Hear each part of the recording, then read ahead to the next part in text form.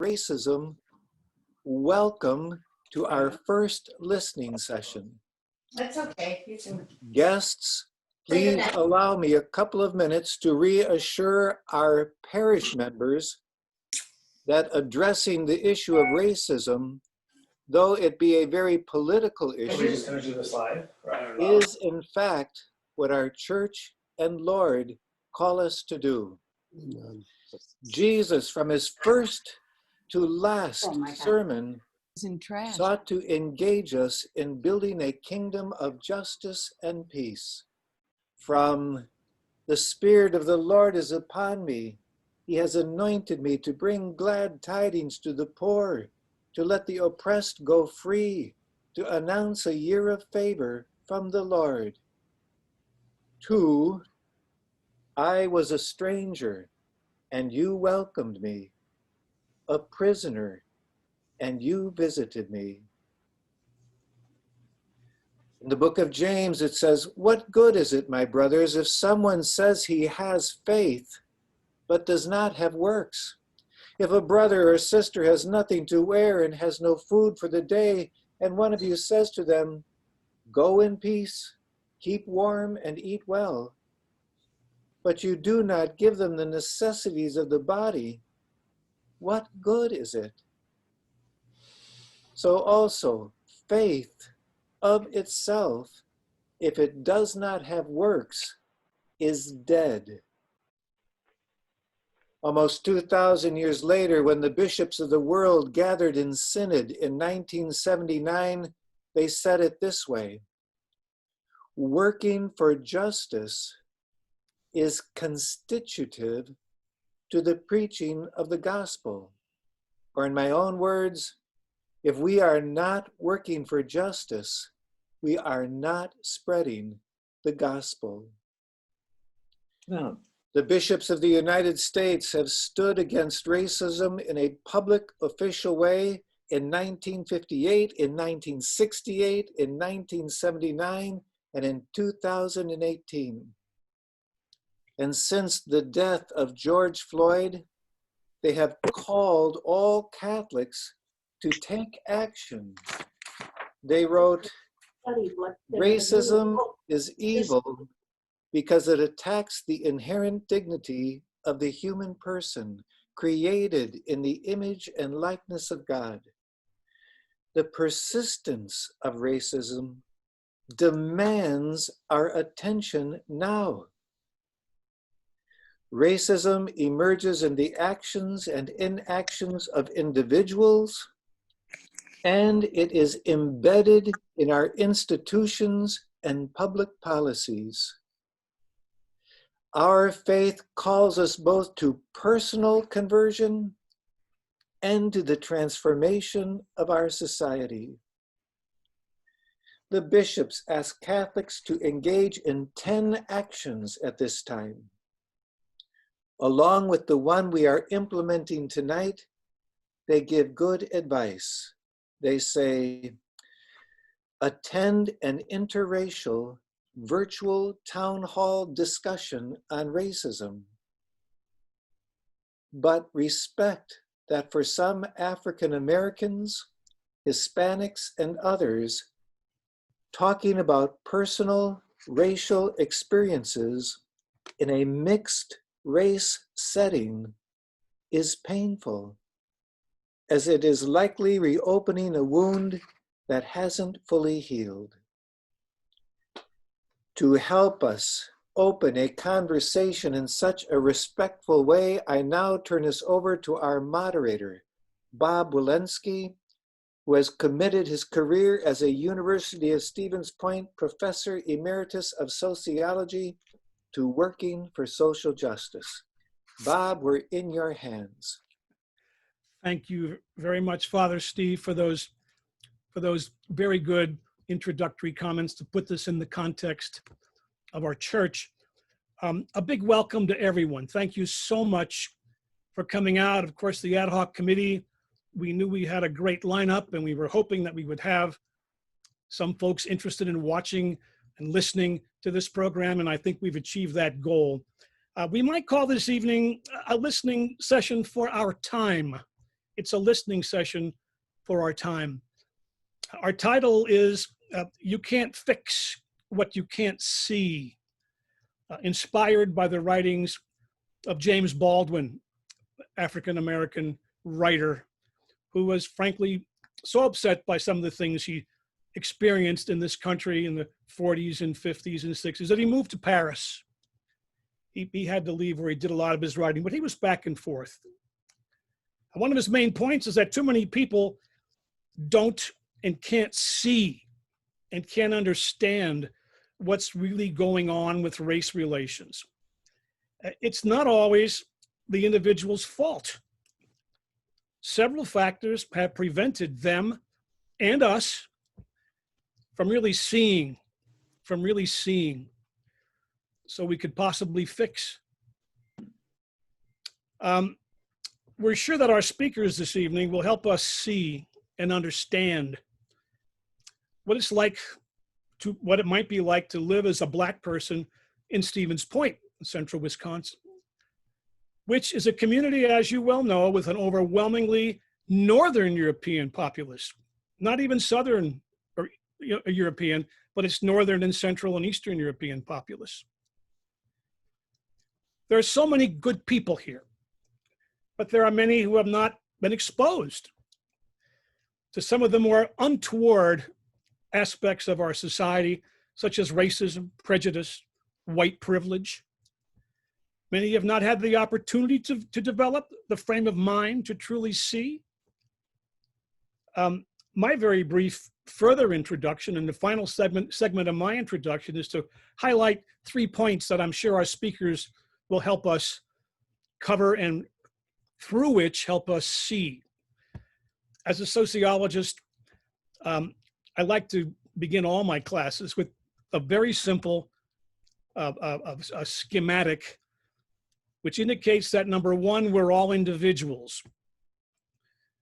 We are certainly thoughtful, single persons. We are individuals. This is a society of individualism, after all. That's true, but it's not the whole truth. Because we are also members of small groups, a second level, families, social groups, churches, clubs, communities, even neighborhoods. They greatly shape our thoughts and our behaviors, our attitudes and our values. I tell my students that they will do things in a group, such as binge drink, that they would not do as individuals. Binge drinking is a very social, psychological process. So we're in small groups. And thirdly, we're members of states and societies and cultures. And moreover, we're living at a certain point in history. This is not 1911. Here we are, 2020. It's a world of difference in many ways. These very macro level factors can also greatly shape our thinking, our opinions, and what we can see. So we exist at 3 levels. I'm sure our speakers we can frame their comments, or perhaps they can make their comments in reference to one or more of those. I will introduce each of these speakers alphabetically. And again, we're so grateful for their being here tonight. Thank you all very much. Except for the last speaker, Lorraine, who will be a little late, and so she's wanted to go last. Each speaker will, I'm sorry to say, only have 5 or 6 minutes. I am the timekeeper. I will hold up a yellow flag when you've got 1 minute, and I'll hold up a red flag when your time is up. And again, we're really, really grateful for you folks being here to help us see. Okay, well, let's get started. Our first speaker is Jasper St. Bernard, again, alphabetically. Jasper St. Bernard is married with 2 children, Caleb, 15, and Shayeli, 13, if I said that right. The family lived in central Wisconsin from 2008 to 2017. Jasper graduated from UWSP with degrees in communication and philosophy. The family moved to Memphis in 2017 so that he could pursue a doctor of philosophy at the University of Memphis. He included this in his biographical sketch. I love the Lord Jesus and believe in him as our only chance of harmony. So without further ado, thank you, Jasper. Yeah, hello, good evening. It's my privilege to be here. I'm really excited about being a part of this conversation. So as I was thinking through the theme, which I really appreciated, James Baldwin is one of my favorite writers. And so when I saw the quote by him that you can't fix what you can't see, it helped me narrow the stories that I was going to tell. So I'm going to tell you two stories that happened to me, one in Stevens Point and one in Wisconsin Rapids, which is not far. I lived in Wisconsin Rapids the first 3 years there in central Wisconsin.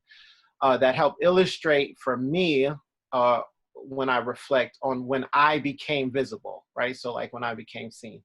So one night I was in the comm building on the campus, UWSP. At the time we were homeschooling our two children. And I was working on their science test, amongst other things. I was also grading, because at the time I was teaching public speaking there at UWSP. And it was starting to get late. And so I decided to walk home to try to get a nap, because I had to be back early in the morning to teach. So I left my stuff in the office and I was just gonna walk. I lived on Prentice Street. And so I was walking home. And as I came out of the office, I saw 3 police officers in the parking lot that's across from the DUC. If you've been on the campus, I'm only laying this out in case you are familiar with the campus. And it was an empty parking lot. And I spotted them when I came out of the building, and I thought to go back and just wait. But then I thought that would look weird if I go back in the building. So I just thought I would walk by and hopefully not be spotted or be able to get by. Naturally, I was spotted and I was asked to come across the street to talk to them. They asked me who I was, where I was coming from. I explained it to them. And I told them if you needed my license, it was in my book bag, which was in the office. And they said that wasn't going to be good. Now, an important element of the story is that I would walk home and I would listen to podcasts. So I had earphones. I had my earphones in. Not like these, they were like the kind that go in your ear. And so I couldn't make out what one of the officers was saying when he was asking me. So I had my hands in my hoodie because it was November or October. Anyway, it was cold. You all are familiar. It was starting to get cold. So I had a hoodie on. So I was reaching in the pocket to turn my phone off so I could hear him. And I just remember feeling in a very aggressive tone, like, get your hands out of your pockets. And so now I was nervous. So he asked me my name. And I told him my name is Jasper St. Bernard. And it's funny, I laughed when I saw the list and seeing that it was in alphabetical order, because St. Bernard starts technically with an S, but it can be with a B. And it's an important part of the story. I'm not picking on the list maker. And so when I told them my name, because they declined the offer for me to go get my license, it didn't come back at first. Like the name didn't come back. So I thought I'm in trouble because they couldn't find my name. So I was starting to brace for the worst. But finally I prayed. I remember praying, and then they heard my name. I heard the person who runs the name say, "No, it's clear." So I asked them when it was over, what was the problem? Like, and they told me that there was a string of bike thefts in the area, and that I fit the description. So I asked them what the description was. Because as a Black person in Stevens Point, it really narrows down. It's not a lot of us. So like, if it's not a Black person, that's a pretty easy description not to make. So I was just wondering. And they said, well, you had a dark hoodie on. And then they sent me on my way. I could go into details, but it's at 4 minutes. So I'm going to tell you the other story. One other story, I was in Wisconsin Rapids. I was at a Bible study. And we were starting to get toward the end of the Bible study. And one of the people that were there studying the Bible said, Jasper, you're one of the whitest people, one of the whitest Black people I know. And so that confused me a little bit. So I asked them, what do you mean? And they said, well, you speak very eloquently and you're very smart. And so I remember pausing and then looking at them and asking, so is it white people? So white people have the monopoly on English. And he said, oh, I'm not a racist. I'm not a racist.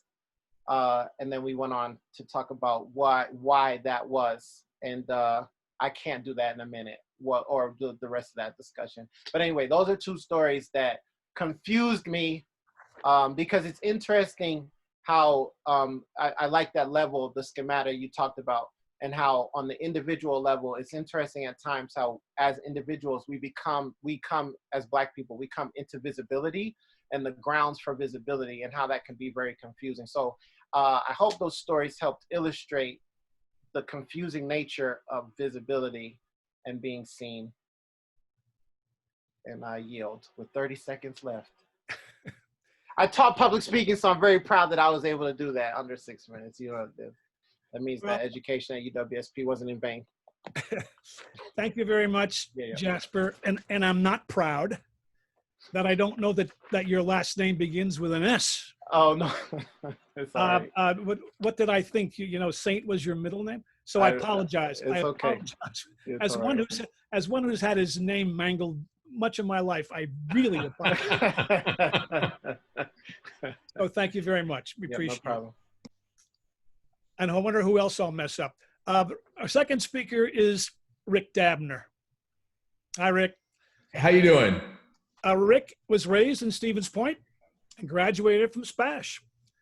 After graduation, he attended the University of Wisconsin-Whitewater, attained a BA in Business Administration, and went on to get his MBA from the University of Wisconsin-Madison.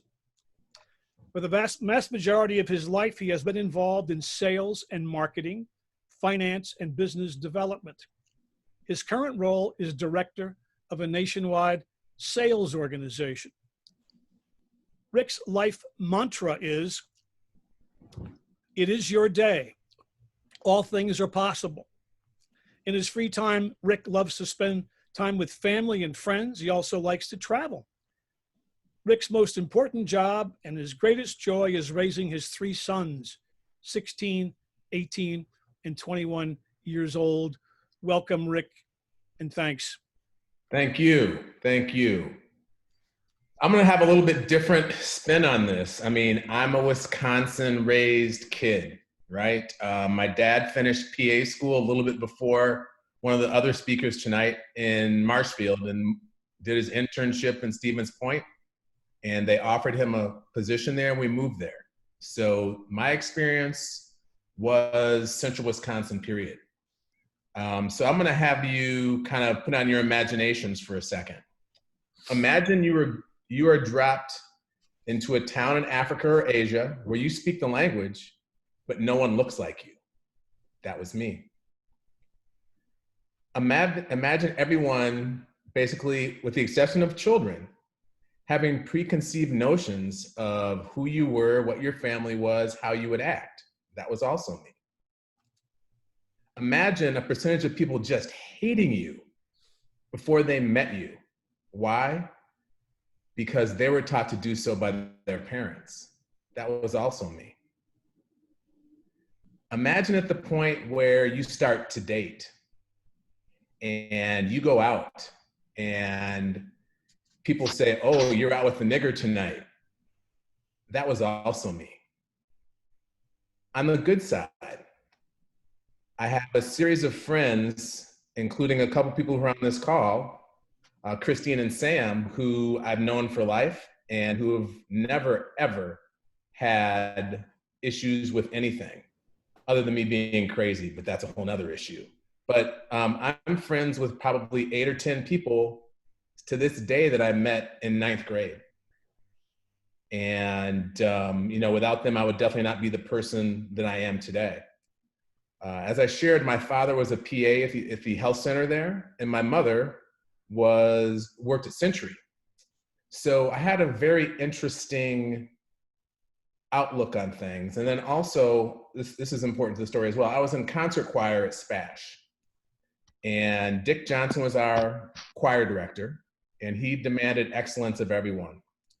And before we would go on choir tours, we would go sing at all the churches around town. And I would see adults in church. I would hear how their kids spoke to me or about me. I would hear them and their parents say and act one way in church, but know that they were not that way outside of the doors of church. And I will tell you that it took me 20 years to figure out that church was not about other people's relationship with God, but it was about my relationship with God. It was that damaging.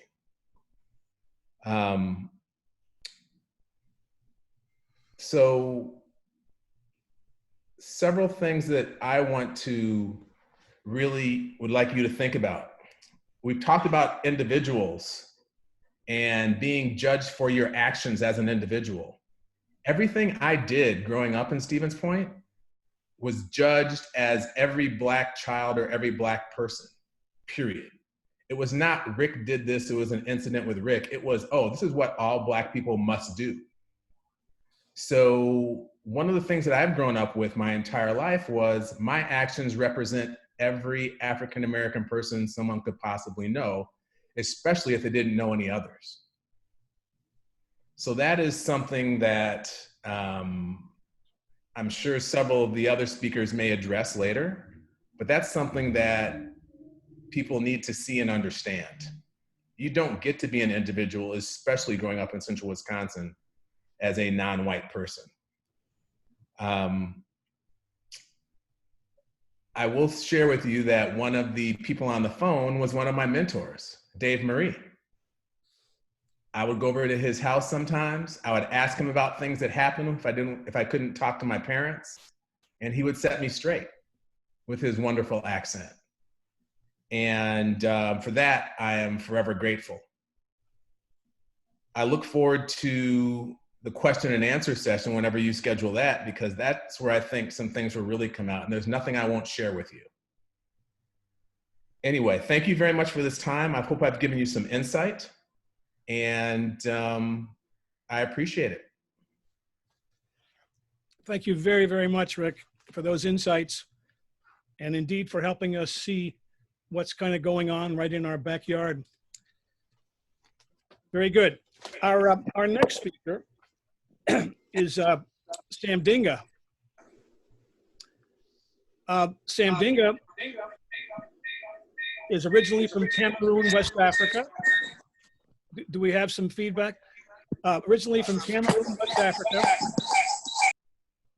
And Sam has lived in Stevens Point for over 18 years. He attended UWSP as an undergraduate. I might add with a major in sociology, not on his resume here. And he did graduate school at Edgewood College in Madison, where he received his doctoral degree. He worked at UWSP as the Director of Diversity and College Access. He lives in Stevens Point today with his wife and 4 children. Welcome, Sam. Thank you, Bob. And thank you for everyone who's on the panel for agreeing to come and speak on this topic, because I know personally it is difficult to come to a group like this and talk about experiences like this and still have to live within the same society. And so thank you to all those who are speaking today. I would like to share 3 incidences that I experienced here in Stevens Point, and by no means are those the only things that I experienced here in Stevens Point. But I would like to say those and try to explain why it is important for me to talk about that. When my now wife, we were engaged at the time, when we decided to buy a house, we found a realtor, and I called and set up the appointments with this realtor. And I showed up. My fiance at the time, she was still at work. So I told the realtor that she would join us later on. He took me around 2nd Street, if you know Stevens Point, the 2nd Street homes, and he showed me 3 to 4 homes. One of them was so bad I didn't even leave the car. Then my fiance joined us at the time, and he saw that she was white. And he said, oh, I know other places in town where we could look. He started talking about coming to the other side of town. So right there, I knew what he was doing. And I told him I don't want to work with him anymore. And he tried to defend himself that I just wanted to start with the cheaper houses as we move along. And we decided not to work with him. And the reason why I brought that is there is, for those who are not aware, there's a history of redlining in the United States. And that is a real example of what he was trying to do. He had decided that this is where the Black man will stay in Stevens Point. So that's one of my experiences here in Stevens Point. The second one that I'd like to share is more than a couple of months ago. That was, I think, in January. I was chair of a committee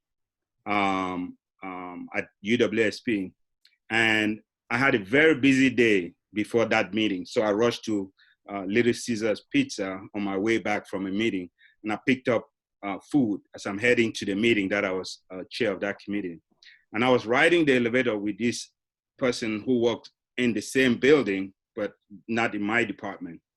And she looked at me and the food and she said, Little Caesar, I didn't know you guys deliver. So in her mind, she thought I was a delivery person for Little Caesars. And I said, now we do. We just started delivering this week. Then her and I rode the elevator and we were walking towards the same direction. And I asked her where she was going, and she said she was part of a search committee. So we both went in and sat down, and then they introduced me as the chair of the committee, and her mouth just dropped. And at the end of the meeting, she came up to me and tried to apologize. But in her mind, she thought I was the delivery guy. This is implicit bias. She thought this Black guy could not be a student, could not be faculty or staff or whatever the case might be. So I really experienced that. It hurt to think that no matter how I dress, talk, accolades, she thought I could only be a delivery guy at UWSP campus. The third thing I'd like to share with you is, so my wife and I, we had some holiday pictures, and we went to Walmart to print those pictures. So I was shopping, picking up stuff, and she printed the pictures. I came over, we looked at the ones that we wanted, selected the pictures, went back into the car, and she said she thought the pictures were not enough. She wanted me to go back and make more copies. So I went back into the desk. The same person who had just served us probably 10 minutes ago, I came and talked to her, said I needed more copies of those photos. She started asking me to prove that I took those pictures. That is not something that we took from a studio and we're trying to reprint. I said, my wife we just made a bunch of copies right now. I'm just trying to add. Why didn't you ask her for her to prove that we took those pictures? And she insisted until I left Walmart without printing those pictures. It really hurt that my wife could print the pictures without questions, but I had to answer questions and prove that I took those pictures. I know this was not part of the presentation to share a solution. My simple solution is be kind to everyone and break bread. If you can, invite people to your table. That's the best way to solve racism, in my opinion. Thank you. Thank you tremendously for those insights, Sam. We really appreciate it, and I'm very proud of our panelists. Boy, they're hitting it right on the timeline button, so we're right on schedule. Our next speaker is Dave Marie. Dave is a native of the Commonwealth of Dominica in the West Indies. He immigrated to the U.S. at age 17, finished high school in New York City. He became draft eligible during the Vietnam War and spent 5 years in the US Navy as a medical corpsman, attaining the rank of petty officer. He was honorably just discharged and then came to UWSP, from where he received a bachelor's and a master's degree. He then attended and graduated from the Marshfield Clinic Medical Foundation Physician Assistant Program. He spent 40 years working as a family practice physician assistant, serving the Stevens Point community until retiring 3 years ago. He has been and continues to be a very active volunteer and activist from many community agencies and is known to many in our area as the Chicken Mon for his island chicken recipe. He and his wife Julie have 3 children, and his new passion since retirement is playing pickleball. David, thank you very much. Well, Professor, thanks for the invite. I know I'm growing older because I saw my friend Rick Dabner. I saw him as a little child. Now he has a beard and has children. Welcome back, Rick. Thank you. My experiences are going to be a little bit different than the former speakers because I came here in the early 70s. I came to Stevens Point in January 9th, 1970. At that time, there were about 9,300 students, of which 12 were African Americans. And I was counted twice.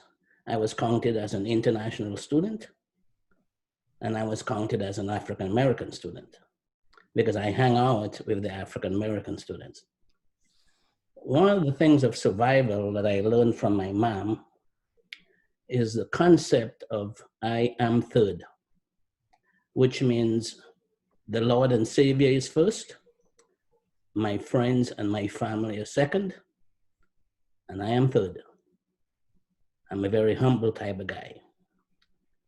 The experiences I had in the 70s were a little bit more overt and drastic than some of the experiences that the other speakers experienced. I do recall going to the housing department. At that time, Dr. Fred Livgren was the director of housing, and his secretary, Lorraine, told me there was a house available. I did not have a driver's license at this time, so I wanted to get something that was close to the campus. So I went to the house, and the gentleman just peeped through the screen door after he saw me and said, "The house is taken." I said, "It couldn't be. I just walked 1 block and you told the housing department it was available." So then they sent 2 white students back to the same house. And the guy said it was available. I had another opportunity of racism where I was a student recruiter for the University of Wisconsin, Stevens Point, under the auspices of Dr. Dreyfus. And we had to rent a car because all the university cars were taken. So we went to Hertz Rental on Highway 66. And the gentleman there refused to give us the rental car. And I remember it vividly because he says, "I don't rent to your kind." So we went back to the university and Dr. Dave Coker called that office and he says, "Well, if you don't rent to the African-American students, I'll see that we're gonna pool our contracts with the rental company." And the gentleman just turned like night and day. He said, "Oh, I was sorry, I didn't know you guys were students." But we told him that we were. I was pretty fortunate coming to the United States because I went through a lot of name changes. I was there when we were called Negroes. I was there when we were called coloreds. I was present when we were called African Americans. I was called small A African, B Black. And I have a unique story. One morning I came to work and I entered the waiting room and there were 4 Hmong patients. And I know there were 6 providers, there are 4 Hmong patients. So I said, well, maybe we're gonna share those patients. Well, to my amazement, all the patients all the Hmong patients were mine. They wanted to meet me. And I said to the interpreter, it's pretty unique. I'm seeing 4 Hmong patients in a row while all the other providers are sitting there drinking coffee. And he says to me, Hmong people like brown doctor. So I said, I've been called many things in my life, but brown doctor is a compliment. So you have Stevens Point is a very caring community. I've raised my family here and I've lived there for 40 years. I love the job that I did. And I pride myself because of all the providers at the clinic, I think I had the highest ranking in patient care because my concept was no matter what color you are, I want to be treated the same way I'm treating you. Well, some people would say to me, and you got to remember, I got treated better than the African-American students that were born in this country when I was in Stevens Point, because there was a trick that I would use. They would say to me, where are you from? I said, I'm from the island of Dominica. And how long are you going to be here? I'm going to get my degree and I'm going back home. And they felt a little bit relieved because my friends from Chicago, when they graduate, where are they going to? They're going back to Chicago and raise hell. I practice a lot of tolerance. As Dr. Dreyfus said to me once, you're here for an education, not only at the institution, but to educate the public about your race and what's happening. And I agree with Mr. Dabner is we got to be very cautious because an individual sometimes represents a race of people. And I would tell my kids, if something is going on, don't hang out, run when everybody's running. Don't say I didn't do it because who are they going to remember? They're going to remember the Black student. I am pretty determined individual and I'm very persistent. But I want you to get the idea that Stevens Point is a great town. I've raised my family here, I've lived here, but there's some things that needs to be corrected. But thank you for inviting me. Thank you very much, David.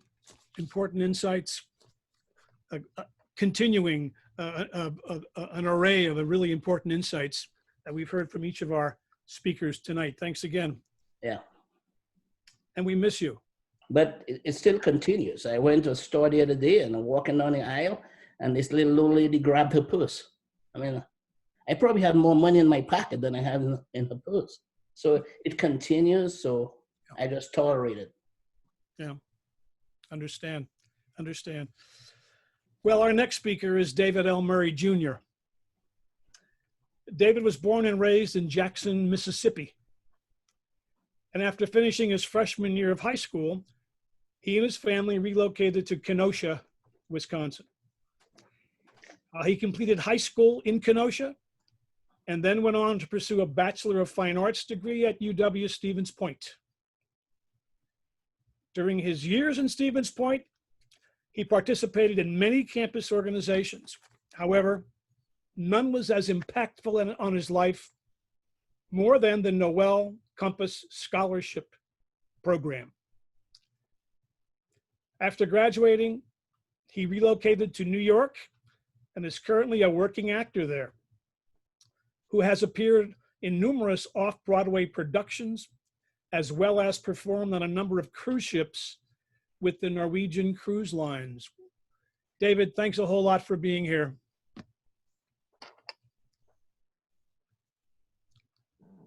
Is David with us? David? Let's see. Is Jessica with us? Is David? Hello. Okay. David, take it away. Hear me? Okay. Thank you so much for the opportunity to speak for this listening session. I think during this time of awakening, a newly found awakening, there's been a lot of forums like this, and it's a good thing because like my grandma says, you don't know what you don't know. So it's good to educate ourselves so we all can kind of make informed changes in hopes of achieving that equitable, inclusive society. I'll be brief, but I'll just give a little context so you get in the mind of a college student when this incident happened. So this happened my freshman year, final week of my first semester. There were two big things going on at the time. First, I was just told that my professor was leaving. He was head of the musical theater department, and he was deciding to relocate to Florida. So the guy who recruited me was leaving the school, and I was in my final year, my final week of my semester, and then we were having a finals week of testing, and I was not sure if I was going to pass all of the tests, but I did. But anyway, it was very stressful. And I remember walking home after having that conversation about my professor, and I was just passing Baldwin Hall, and I heard some chit chatter. I remember just some hubbub, general hubbub, and a truck was passing Baldwin Hall. I remember turning to my left just to see what the noise was, and there was a pickup truck. There was two guys in the cab, and there was two guys in the back. And I remember making eye contact, and I remember them just yelling, "Nigger, nigger, nigger, nigger, nigger." Kind of just laughing and kind of just playing it off, they just drove off. And I remember seeing the Confederate flag in the back window as well. And at the time, I just remember just stopping in my tracks, stunned, surprised, looking around, trying to see if anyone else saw it or heard it. But from what I remember, I don't remember anyone else hearing it or seeing it. But I remember standing there, I just stopped in my tracks, feeling angry, disgusted, actually just less than human in a way. And the reason is because they didn't call me fat, you know, they didn't say you're ugly, they didn't say you're a bad singer, you know, they didn't say the regular things that people say to make fun of each other. You know, they said something that cut deep, you know, that was meant to inflict the most harm. And it was a tough moment. And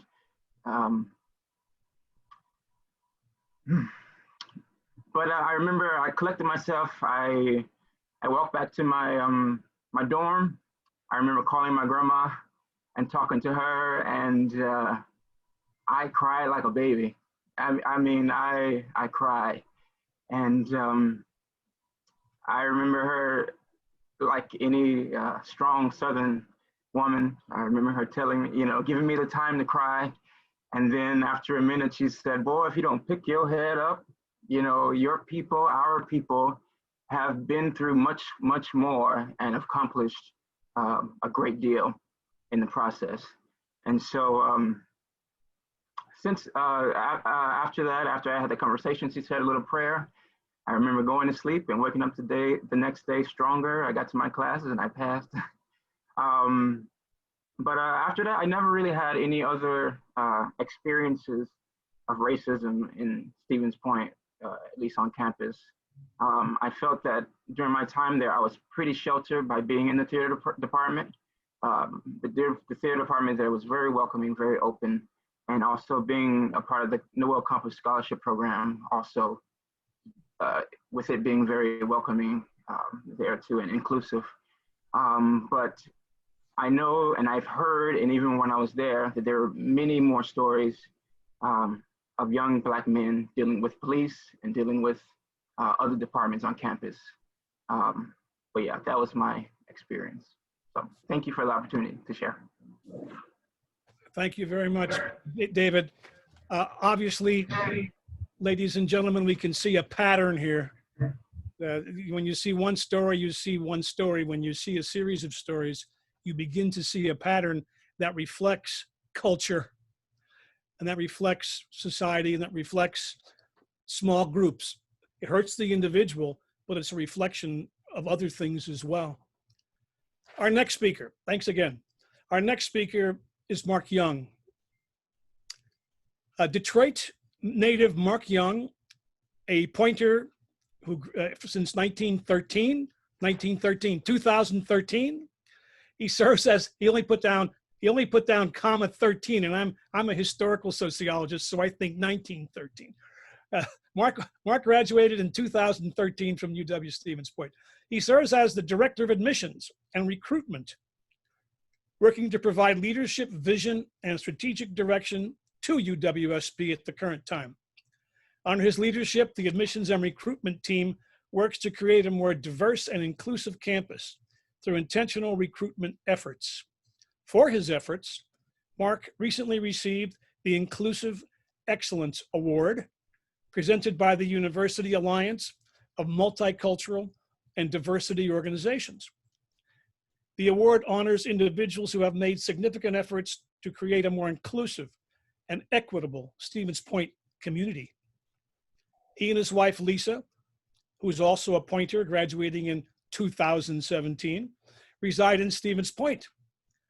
Diversity and inclusion are important values shared by the couple, who use their voices to bring awareness to social justice, including opportunities to be a part of social media campaigns and Zoom discussions, offering a safe space to learn, engage, and resources to create change. So many thanks to Mark for joining this discussion. Well, thank you all so much, and I'm delighted and humbled by John and Patty's invitation to be here. So I think it really starts, change really starts with listening and being empathetic. And so I'm going to share a little bit of my story. 5 minutes is incredibly hard for the admissions professional, I will say that. So I might be the first person to go over time here tonight. Again, my name is Mark, originally from Detroit, Michigan, made my way to UW-Stevens Point. Originally, though, I was denied admissions to UWSP. And so, you know, coming full circle was pretty interesting to what I ended up doing. But I was recruited here to play football. And I say just that with a lot of intention. When I came here to play football, I had a phenomenal career. I met teammates and friends that I still have to this day, people that stood up in my wedding. But in my senior year, we had a transition of coaches. And the coach at the time, he and I often didn't see eye to eye. There were some conflicts between the offensive players. And, you know, I felt like there were more opportunities for me to contribute on the field. And what he didn't know is that I grew into a relationship with the receiver coach later on down the line. And at the time, the receiver coach was really lobbying for me and, hey, we have to find ways to get Mark involved. How can we do that? And it was in part of not holding the quarterback accountable. And now I'm getting into the sports, so forgive me. But the coach ultimately said to him, you know, if you look at the two players, you have to understand which one of them is accustomed or comfortable with overcoming adversity when things don't go their way. And Mark is that guy in this situation. And so we're going to let Mark continue to go on his journey, and we won't hold our quarterback to the same standard or hold him accountable, because if we lose the quarterback, then you might as well throw the season away. But in part, my question, you know, 5 years later is, well, where was the care for Mark in that situation, in my experience, related to UWSP and football? But I didn't let that change my experience. There was also a time where I just got a car and I drove it all the way from Detroit to Stevens Point. Lord knows the Lord took the wheel on that one, because that car shouldn't have made it outside of the suburbs of Detroit. But as I pulled into Stevens Point, in true fashion, something went wrong with the vehicle. So I go to McDill's, I pull in, and as I get out the car, I'm on the phone with my dad. He's trying to troubleshoot with me. And here comes a pickup truck bending the corner, turning onto McDill Road. And two guys in a pickup truck, I'll never forget it. It was crystal clear. The guys screamed out the window, "Go back to where you came from, nigger." And in that moment, I'd never felt so vulnerable. And maybe this was part of the toxic masculinity that my father always displayed, where he never showed emotions in our household. He rarely told me that he loved me. In that moment was the first time I'd ever heard my father at a loss for words and felt like he couldn't protect me in that moment. And he said to me, son, I want you to get in that car and drive right back to Michigan. And he was through because he felt as though I was in a situation that he could no longer support me or protect me from the folks in this community. And I knew some of the challenges coming in, but I didn't understand the magnitude of some of the underlying situations that I would experience. And so that kind of struck me to the core. It really did. I went back and I then went on to the football team where I was one of, very similar to others, one of 12 student athletes, Black student athletes on the team. And I just started to listen for little microaggressions while playing football. Things like, hey, Mark, where'd you get that new cell phone from? Did you steal it? Things like that would really question, my belonging here on this campus. And then I transitioned to a professional, and then I start to hear some of those microaggressions in the workplace. Being asked after I presented at a convocation that had probably 2,000 plus people, both faculty, students, and staff. A colleague of mine was just so thrilled with my speaking ability, and he asked me in an open meeting, Mark, how did you become so articulate? And I looked at him and I said, well, what is your expectation of me in this role as a director, as your colleague, degree-bearing individual? Is your expectation of me not to be articulate, to use slang, to use, quick speak? And so there are just constant things that we Black folks at the university or within the city of Stevens Point that are constantly battling with and struggling with, and also choosing the battles in which we fight. Because you don't want to be tagged as that angry Black man that's always contentious or raising a fit. And so it's that constant back and forth, and that is at times draining. And then the last thing that I'll share is, it's been interesting in the last couple of months where, we've watched countless injustices across our country. And if for some reason at this point, I'm now being invited to the table to share my voice and to share my experience and to speak on behalf of the Black community.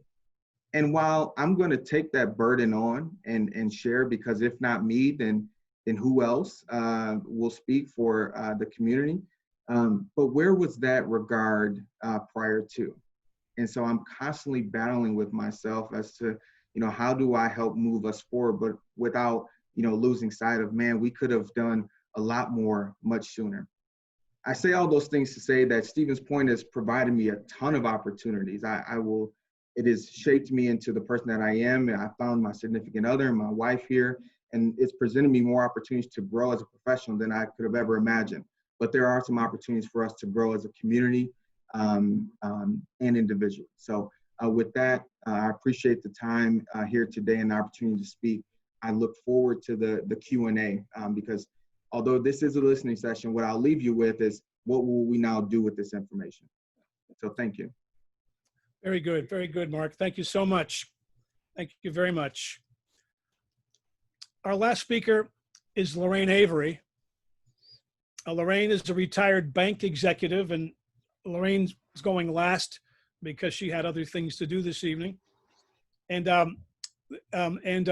Lorraine has been very active in the Stevens Point community, very active indeed on the United Way, the Humane Society, Woodlands Girl Scouts. She's been extremely active in this town. She started with the bank, and that's Associated Bank. She started with them in March of 1976 in Milwaukee and came to Stevens Point in 1984 and retired after 42 years. She's very well regarded and has won numerous awards, such as Women of the Year by the National Association of Professional Women. And she's received an International Women's Leadership Association Award. And she's received University of Wisconsin-Madison as one of the best and brightest awards. And let me finally add that she was appointed by Governor Tommy Thompson to the governor's task force back in those days. She's been an active member of this community, has lived here a long time, and I'm sure has some important insights to share with us. Thank you very much, Lorraine. Is Lorraine there? Lorraine, if you click in the bottom left-hand corner, there should be an unmute button.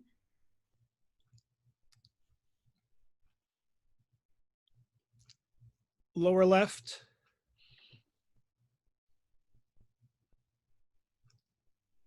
Can you unmute her, Lee? All right, hello? There you are. Yeah, it was saying that I was still muted by the host, so I'm not sure why that is. Well, my story is, I guess, generational and grounded in faith. I just want to touch base a little bit about my background overall. I'm only third generations removed from slavery and sharecropping, and I know all too well, having lived in Milwaukee during the riots and during the unrest, how painful that can be for a child, as I was. And now to see some of the activity that is happening again, it just makes me think, when will this be done? When are we people of faith, people of all colors, people of all creeds, denominations, when are we going to come together and stop what is going on? Now, Stephen's Point is a great community, such quality of life. Everything here is wonderful. Sometimes it's so wonderful that when you arrive, people want to know who you are, and basically they want to know how long you're going to stay, because they do look at the quality of life as being so important. But when I came up here in 1984, I took a risk and I took a challenge for a promotion. I brought 3 daughters, young daughters up here, and to my amazement, my children were sometimes bullied. They didn't call it bullying then, but they would, the little kids would say, would look at them and call them brown bunnies. Now, I didn't know what that meant, and I didn't know that that was derogatory. Or they would, the parents would grab the kids because the kids wanted to touch my children's skin. Well, they wanted to touch my children's skin because they just was looking at the difference, but the parents would pull them away and say, no, don't do that. It will rub off on you. Well, I wish it would have rubbed off on them, because I had some great children and they would have gotten a lot from it. But sometimes the parents, and sometimes just from generational racism, it's subtle, but yet it can also be right in front of your face. I know when I first moved here, as an example, people would say, oh, do you know Terry Porter? Oh, do you know Mr. Jones and Mr. Jack and Mr.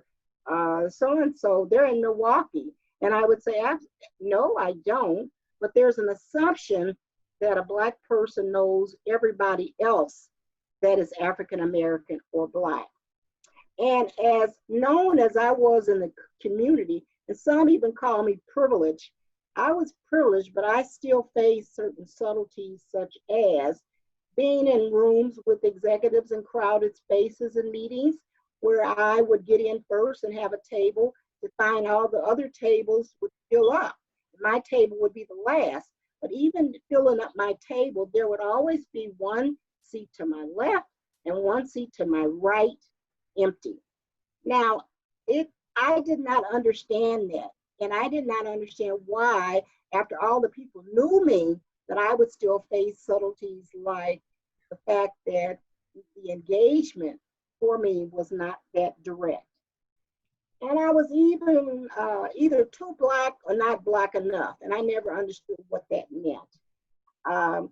As well as just things like my kids and now my grandkids to tell me that they are afraid and fearful. That hurt my heart. It's been a very emotional time for me, because I would have thought all my education, all their education, all of their upbringing, being born here in Stevens Point, that they no longer would be suffering from fear, and they would no longer be crying their hearts out to me. And I'm sorry, I'm very emotional, because after being in a generation of slavery and sharecroppers and growing up in Milwaukee with violence, to be now here with my grandchildren and having them say that they are afraid and that they wonder if it will stop, I feel like, could I have done something more? And I say, no, I did everything to teach my kids right. It is the educational system. It is people understanding differences. And even people saying to me, oh no, Lorraine, you're nice. We like you. Oh, you're great. Well, that's not a compliment to me. But to say, but you know, the Hmongs, we don't like the Hmongs. And I would say, well, why are you saying that? That's not right. You shouldn't say you don't, I mean, why do you not like the Hmongs? Well, we just don't like them. Oh, but you're okay. But no, if you don't like one person, it's not okay to me. If you think one minority group of individuals is not worthy, then it's not all right with me. But I want to say that Stephen's point has grown a lot, but there is so much work still to be done because it's the subtleties and it's the little things that stick in people's mind for the rest of their life, and they never get over it. And they never have an opportunity to heal some of the scars that are created by words such as, don't touch this child, it'll rub off on you. Those are brown bunnies. And when I learned that meant jungle bunnies, which is derogatory, I was furious because, and it was little kids, but they didn't know the difference. Someone taught them that. So I'm saying to the parishioners here and to the faith-based organization, it must start with the church. It must start with training up and really following the promise of God and what he has said in the biblical nature. And I have so many stories, and I know I have a time limit, but I just want to say that I am very thankful and blessed. And when I came here, they told me not to come here in '84. They told me that they would burn crosses on my lawn. And what I said was, then I must go. I must go. Because if that is the type of place that you're telling me, then God wants me up there because I know that I can bring and help to bring about a change. So I hope tonight's listening session will not just be on deaf ears, but it will be on ears that can be open and generational. It doesn't have to stop. We have to continue to push it down and push it down so that our legacy as a community can be one that we're all proud of. So thank you very much for the time, the opportunity, and more importantly, thank you for getting this together. And I hope it doesn't stop here. Thank you. Well, thank you very, very much, Lorraine. Very good. What a tremendous group of speakers. We couldn't have asked for more. And a special thanks to Patty and John Noel, who invited each one of these speakers, the personal acquaintances and friends of theirs, and thereby made this program what it is and made it as successful as it is. Now, before I turn it over to Father Steve for some final comments, I would just like to add that I also hope with Lorraine and all the other speakers that this could be the start of something important. Some have talked about this being the beginning of a third Reconstruction. A third Reconstruction in this country, one after the Civil War, one in the 1950s and 60s with the Civil Rights Movement, and now perhaps a third Reconstruction. Give us another a movement to bring the changes that we know we need. So I think this has maybe been a good start on that as well. So without further ado, I will turn it over to Father Steve Bryce, who will say a few words, and he will be followed by Pat Durcole, who will talk about the evaluation we'd like you to do, at which time we might want to think about the next step. Father Steve? Yeah, I would like, really on behalf of us participants, to respond in a preliminary way to the speakers And then Pat's going to provide a written tool for people to write in their reactions or responses, and we'll collect those as she'll describe and share those later. And if the purpose of this evening was to open our eyes to see and ears to hear and hearts to feel, I just want to reflect back that I see some things newly, and I hear some things differently, and I feel quite differently about life and about Stevens Point.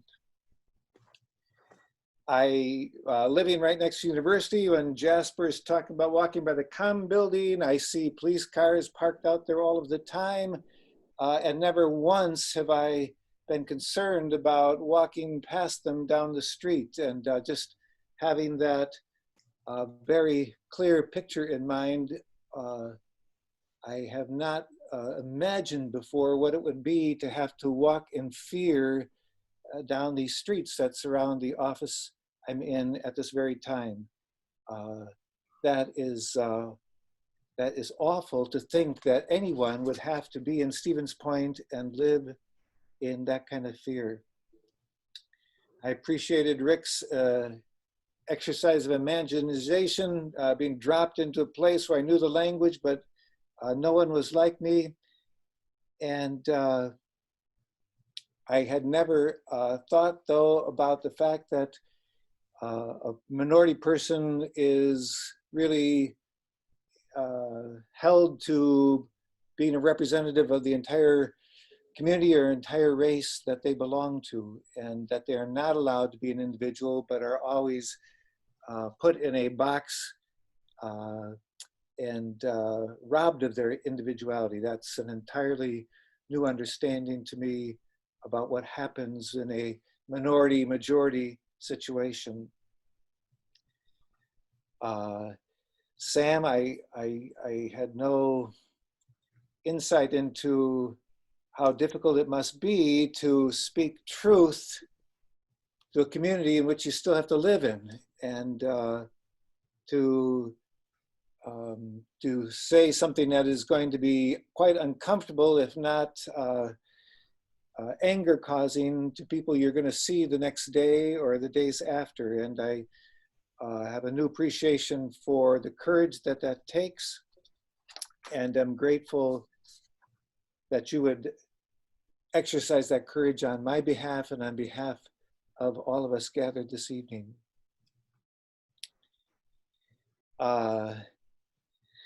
David, I can't imagine going and being told that an apartment wasn't available, and then to have two white students go and find that it was open.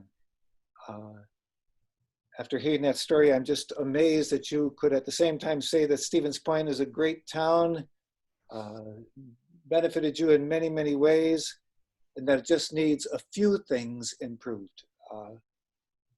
I was afraid tonight I would come out of here thinking that there's nothing redeeming about Stevens Point.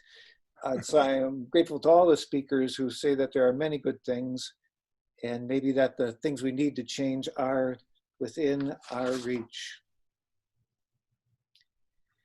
David, I love the image that we're in a time of awakening, that the protests and the riots are not a time of destruction or despair, but that this is the stirring of a new awareness and a new consciousness, maybe birth pains or something.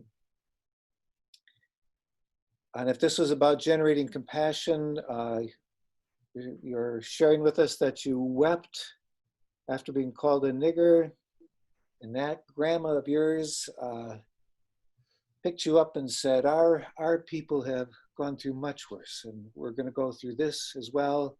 Pick up your head and move on. Boy, I'd love to meet that grandma. And Mark, just a new insight, how draining it must be to be caught between having aggression, anger constantly displayed at you, and to know that if you display any back, you're kind of falling into the trap of the stereotypical angry black man. And so to have to walk that thin, narrow line day after day after day, I can't imagine being able to do myself. Could go on and on. Lorraine, thank you for the challenge. That's got to start with the church. Our government doesn't generate morality, it just legislates between moralities. And I don't know if our public schools building character really get the job done. It really has to come back to some moral beliefs and some founding principles. And I pray daily to be the kind of pastor we need, and I know Holy Spirit is really stepping up to the plate, and this meeting will help us tremendously do so. And thank you, Lorraine, and all of our speakers. Lorraine, you said you were told not to go to Stevens Point because they'll burn crosses in your yard, and yet you came and said somebody's got to change things up there in Stevens Point. And I am so grateful that you have, and I'm grateful for the cross you have borne, the suffering you've endured out of love for us who don't even know the sacrifice you're making. And I pray that this conversation continues, but much good has been accomplished, at least in this soul, and I trust in many others. Thank you, and I turn it over to Pat DeCole to explain to the rest of us how we can take part now. Thank you, Father. On behalf of the Planning Committee, thanks again to all of our speakers. I know this was not an easy conversation, and we really appreciate you being with us. We would like all participants to complete an evaluation, and this is important for two reasons. One, we would like your reaction to what you heard this evening, and secondly, we would appreciate your input as we develop our next steps. What steps should the Planning Committee take?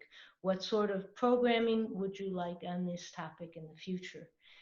If we did this right, Jessica's going to share the screen, her screen, and you should be able to click on the link at the bottom there, and it will take you to an evaluation form, and you can fill that out. We'd ask each person in your household who was on the call to complete a separate evaluation, and the link will also be posted on the website. So if you miss this, or you can't get through, or it doesn't work the way we said it would, you'll still be able to find that. We will, all evaluations will be anonymous, and no emails are being collected. Thank you again, and if you have any further questions or comments that you'd like to make to the Planning Committee, please feel free to contact any one of us. Our names are listed on the website. And I think we're going to leave up this slide so that everybody gets a chance to click on the link. And otherwise, I believe we are finished unless someone else has any other closing comments. I just want to say thank you to our speakers once again, tremendous presentations. And thanks to the committee for planning this. And again, Patty and John for their help finding speakers. And we had, what, 74 people on the Zoom listening session tonight, including speakers. And I think that's just wonderful. I think it's a great start. Actually, I should say Donna Warren did find Jasper. I should make that point clear. Patty and John found everyone but Jasper. Thank you, Jasper. Good night, all.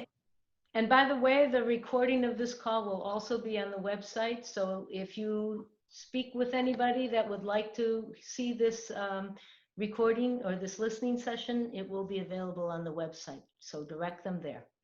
Excuse me, Pat, one quick, there's a conversation going on in the chat, and someone asked if the link could be shared in the chat as well, because I'm not sure if folks can click on the link. Sure, I can do that, I believe. And also we will, I think we said we would also send an email with a link in it as well to the evaluation. So if you signed up for the Zoom call, you should be able to get that link. Can you do that, Jessica? I can't seem to copy right now. There's no question and answer.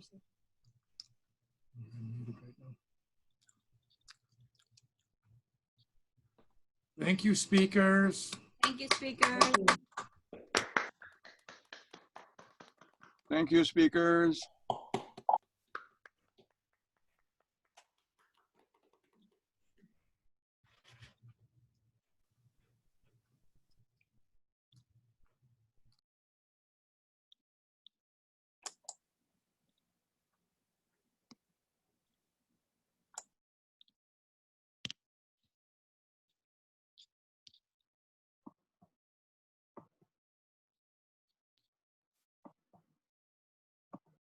And I will email the link out to all of you just the same way I sent out this Zoom link shortly.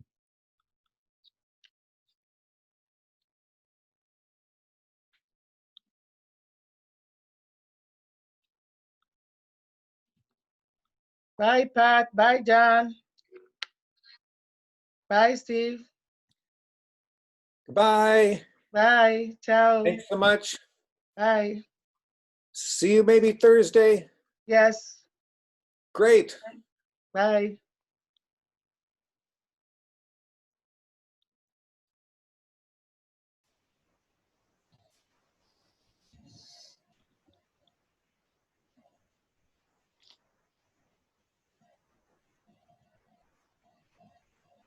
Wow, what a night.